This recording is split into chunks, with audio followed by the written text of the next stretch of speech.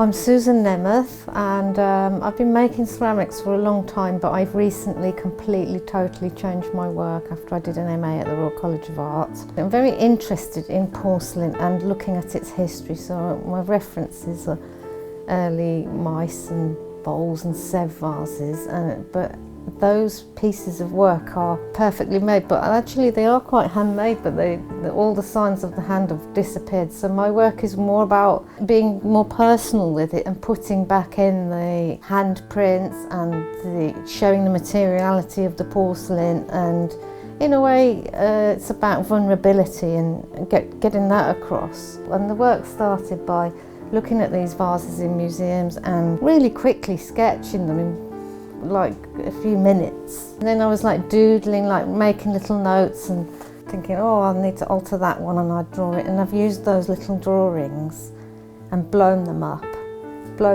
hugely, because I was interested in the process of translating the drawing into the piece, the drawing of the perfect Sèvres vase into my own version of it. And I wanted to see how that mutates when I keep drawing and making, trying to do it in quite a free way. When I make my work, I build it by coiling it and sometimes carving it. Then I might break it or chop it up and rebuild it. And I try to work quite quickly when I'm doing that to get a sense of, to make the piece more animated, for it to be full of movement. That's what I'm aiming for, but it's actually quite difficult to do that. The clay, because it's such a process of breaking and sticking dry to wet, I have to add some paper to it. It's only about 3%, so I wouldn't actually call it paper clay. So I've got 3% paper. I make that paper clay in a food blender. So I whiz up the paper, whiz up the clay, and pour it out onto a plaster bat, and then wedge it all together. So when I'm building my pieces, you quite often can get more movement into it by building outwards and then really squeezing inwards so that the clay crumples. But of course you have to get the timing right and everything so it doesn't completely collapse. In between each coil I use a heat gun to dry the coil, and I dry it till it is quite dry. And then when I score it and put this slip on, the slip which has got paper, gum arabic and porcelain, and because I'm sticking wet to dry, you can squeeze it so that the coils really show.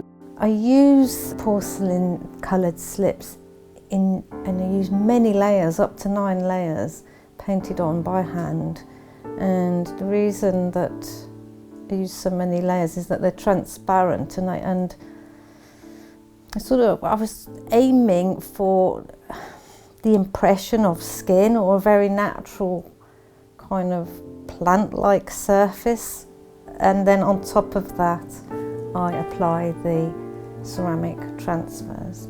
And the ceramic transfers, I started working with them because all the porcelain factories almost in the whole of Europe are closing really, and there's a lot of derelict ones, and there's kind of piles of ceramic decals or ceramic transfer prints from those factories, and I've got some of those. Started working with those, but then I quickly started drawing my own, scanning in flowers, taking photographs, putting all those combinations of things into Photoshop, tidying them up, and then sending them off to a company who will then make them into ceramic transfers.